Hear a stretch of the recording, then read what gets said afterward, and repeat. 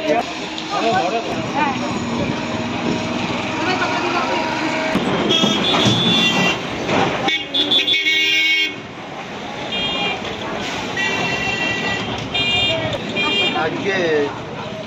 আমাদের দলের একনিষ্ঠ কর্মী ঈশ্বর সেই জন্যে মূলত ওর পরিবারের উদ্যোগে এবং ওর উদ্যোগে আজকে আমাদের প্রতিদিন যে মা ক্যান্টিনে আমরা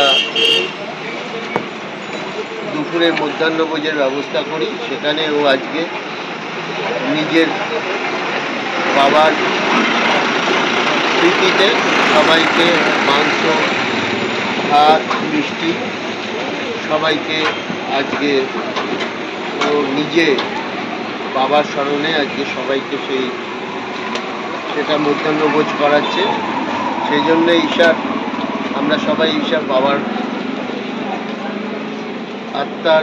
ঠাকুর আত্মার শান্তি কামনা করি, তার যাতে আত্মার শান্তি হোক। এবং যারা যারা আজকে এত মানুষ আজকে এই প্রতিদিনের মতো আজকেও এই খাওয়ায় অংশগ্রহণ করেছেন, আপনাদের সকলকেই বলবো একটু আপনারা তার বাবার জন্য একটু প্রার্থনা করবেন, তার বাবা যাতে যেখানেই থাকুক শান্তিতে থাকুক।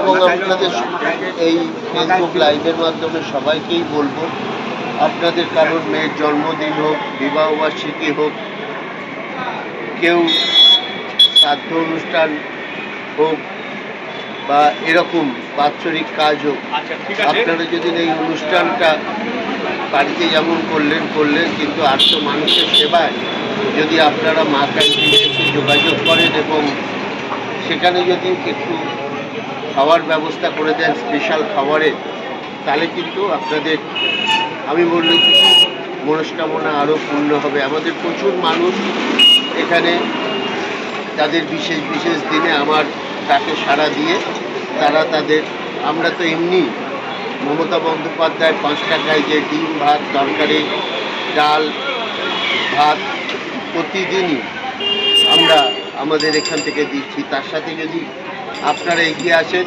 তাহলে তারা কয়েকদিন মাংস খেতে পারে, একটু আইসক্রিম খেতে পারে, একটু দই খেতে পারে, একটু মাংস খেতে পারে। তাহলে সবাই আপনারা ভালো থাকবেন, তারাও ভালো থাকবে। অত্যন্ত অল্প খরচে আপনারা এই জিনিসটা করতে পারবেন। আপনাদের অনেক ধন্যবাদ, বিশেষ করে ঈশাকে, বাবলিকাকে, আশোককে, তাদের পরিবারকে এবং ঈশার মাকেও অনেক ধন্যবাদ, তিনি আমাদের এখানে উপস্থিত হতে পারেননি। আমি সবাইকেই ধন্যবাদ জানাবো। আমাদের যারা মা ক্যান্টিনে অক্লান্ত পরিশ্রম করে খাবার তৈরি করেন, তারা পর্দার পেছন থেকে আসল কাজটা করেন। সারাদিন যে অক্লান্ত পরিশ্রম করে মানুষের সুষ্ঠুভাবে খাবারটা পরিবেশন করেন, তাদেরও অনেক ধন্যবাদ জানাই। আমরা চাই আমাদের মমতা বন্দ্যোপাধ্যায় এই মা ক্যান্টিন এর মাধ্যমে যে মমতা বন্দ্যোপাধ্যায় যুগান্তকারী পিছিয়ে পড়া মানুষের জন্য যে দুপুরের খাবারের ব্যবস্থা করেছে, এটা আমরা আরও সব জায়গায় পৌঁছে দেবো এবং মানুষ কেউ অভুক্ত থাকবে না বাংলাতে, এটাই আমাদের ধন্যবাদ।